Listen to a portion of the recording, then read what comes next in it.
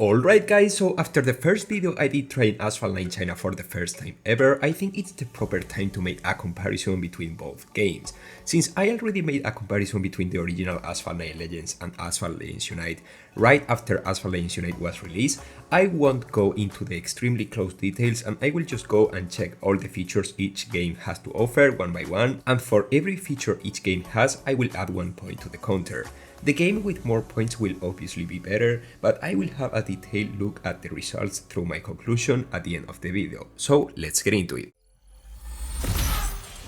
In case you want to check specific details, I will add specific timestamps on this video description. Also, I will record all the clips from my iPad since Asphalt 9 China isn't available outside of Android and iOS, and it's not globally available for everyone to download, so those two availability features means that Asphalt Legends Unite starts with 2 points of advantage since it's globally available in a ton of platforms. Also, Asphalt Legends Unite has crossplay between most of the platforms where it's available at, so you can match players from everywhere as well as you can move your account freely thanks to GameLoft ID. Thus, that's a 3-0 right at the beginning and Asphalt Legends Unite seems to be winning. Now, if we talk about graphics, Asphalt 9 China still has the old Asphalt 9 graphics, which in my honest opinion are far better and are way more optimized for mobile devices like my iPad than the graphics Asphalt Legends Unite has, so being fully objective and from my iPad perspective, that's the first point for Asphalt 9 China. Talking about graphics and starting from the garage, if we have a quick look at the garage, we can see that on Asphalt 9 China there are well over 10 different garage options to pick from,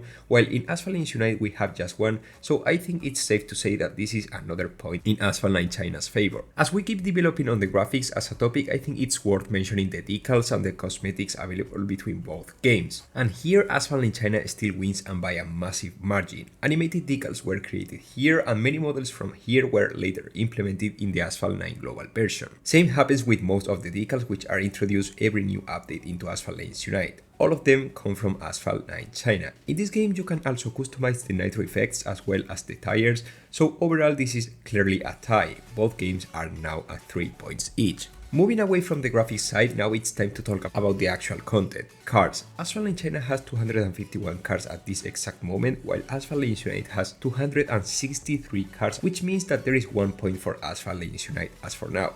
In terms of classes, there are 6 of them in Asphalt 9 China, which is also traduced to 6 different multiplayer leagues, and that's why I have to give a point to Asphalt 9 China, since in Asphalt Legends Unite we have 5 classic leagues as well as only 5 multiplayer leagues. Now that we talk about multiplayer, Asphalt Legends Unite has 2 main multiplayer seasons just like Asphalt Legends Unite. This means 1 point for each, but it has 1 extra point, including the Team Pursuit mode, so it would have been a T if it wasn't for the fact that Asphalt 9 China has the Gauntlet mode, where you face other players as well, so that's another bonus point to Asphalt 9 China, since you know the Gauntlet is something Asphalt Legends Unite doesn't have. From multiplayer we will just directly go into the special events. Both games have special events, but in the general context, Asphalt 9 China has more types of them. Asphalt Legends Unite has the Special Hand, Starway, Grand Prix and the classic special events, while Asphalt 9 China has a special event, Grand Prix, Starway, Treasure Rush and the Orchid Bounty.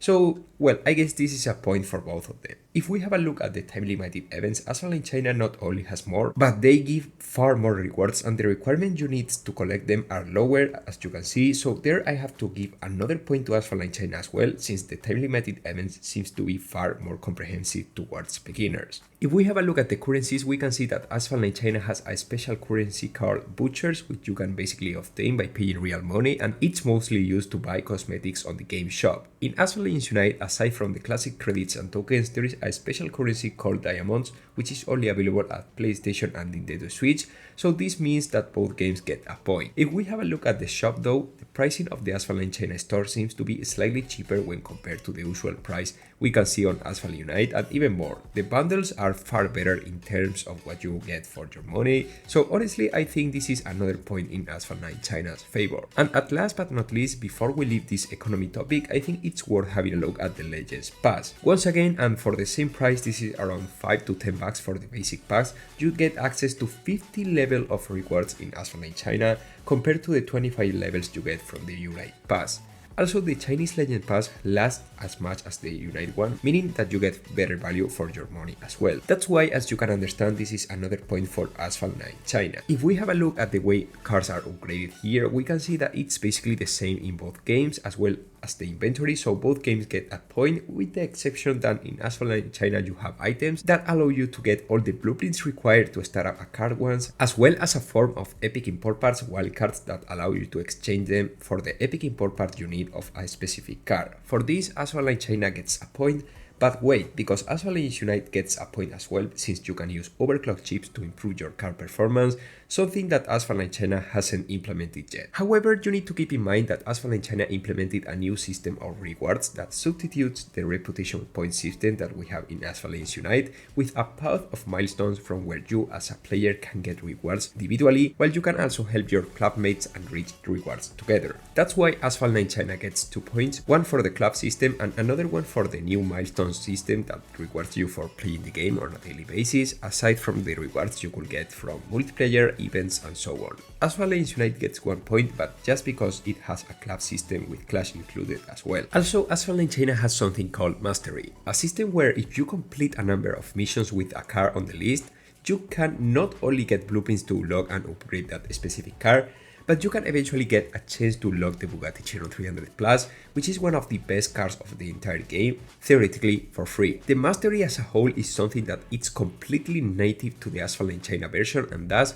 represents a bonus point for this game as well, since it significantly improves the path progression for those who start playing it. After mentioning basically all the main features, it's time to give the bonus points for extra details. Asphalt China allows you to select your favorite cars and put them into groups depending on what are you planning to use them for. If, for example, you want to play classic multiplayer with a set of cars, Gauntlet or something else, so that's an extra point. Asphalt Legends Unite has the Showroom System, which doesn't exist in China, so that's a point for Asphalt Unite. Both games have the exact same career mode, so that's a point for both of them. Asphalt Legends Unite also has 60 garage levels, which compared to the 20 levels existing in Asphalt China gives another point to Unite. Asphalt China has a practice mode, while Asphalt Legends Unite has a friendly rooms inside of the friend system, so in general each one gets another point. You can adjust your graphics with extreme detail in Asphalt China regardless of your device, which is something that just doesn't exist in Asphalt Unite aside from Windows, so that's another point for Asphalt China. Oh, and before I forgot about it, you have more control options to drive your cars in Asphalt China when compared to Asphalt Legends Unite, so that's a huge extra point I have to give to Asphalt China as well. As the cherry on top, both games have the same daily rewards, so that's the last point both games can get. At this point, you might have realized that it's obvious that in terms of features, Asphalt China as a whole is far better than the global version which most of us get the chance to play. This is Asphalt Legends Unite. However, Asphalt China will have its own Asphalt Legends Unite update early next year, so it will be certainly interesting to look at by then, but as for now, the winner is clear.